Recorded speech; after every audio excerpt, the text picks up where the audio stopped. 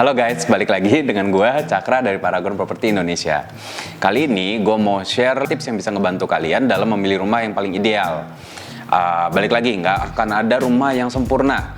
Tapi list-list ini gue buat berdasarkan pengalaman gue dan konsumen-konsumen kita. Kedepannya list ini akan berubah terus. Karena setiap kali kita ketemu sama konsumen kita belajar hal yang baru dari mereka. Yuk kita dengerin.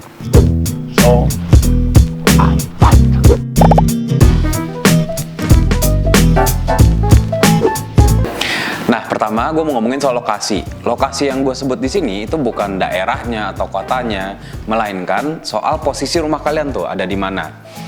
Bisa jadi di pinggir jalan, atau misalnya di dalam komplek yang besar, atau malah di dalam gang gitu ya.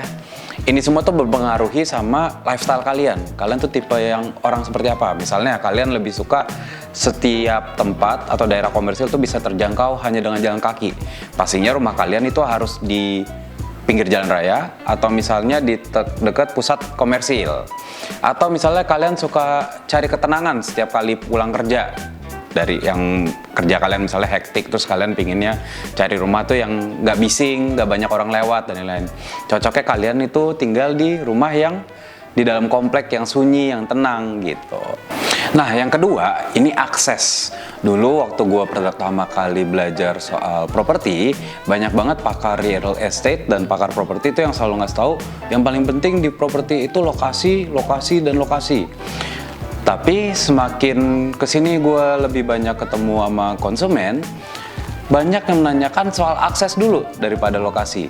Jadi gini, misalnya contoh ada dua kasus. Rumah pertama dan rumah kedua itu sama harganya, sama luasnya, pokoknya speknya sama deh. Yang satu itu di pusat kota, tapi aksesnya kurang baik. Pusat kota, jalannya kecil dan macet banget untuk ke daerah situ. Lalu misalnya mobilnya susah untuk lewat. Yang satu lagi dengan harga yang sama dan spek yang sama, itu jaraknya tempuhnya mungkin 45 menit dari kantor, tapi aksesnya enak lewat tol, terus turun dari tol juga akses ke rumahnya enak gitu. Rumah yang B itu jauh lebih menggiurkan dibandingkan rumah yang A bagi konsumen kita. Jadi pastikan dulu aksesnya tuh sesuai sama gaya hidup kalian gitu sebelum kalian membeli rumahnya. Nah, ketiga ini adalah lingkungan. Lingkungan ini salah satu faktor penting sih. Sebelum kalian beli rumah, kalian harus cek lingkungannya juga. Kira-kira di daerah rumah kalian itu banyak pusat komersil kah? Atau banyak tempat-tempat yang mengundang keramaian kah? Gitu misalnya. Nah, ini setiap orang pasti preferensinya beda-beda.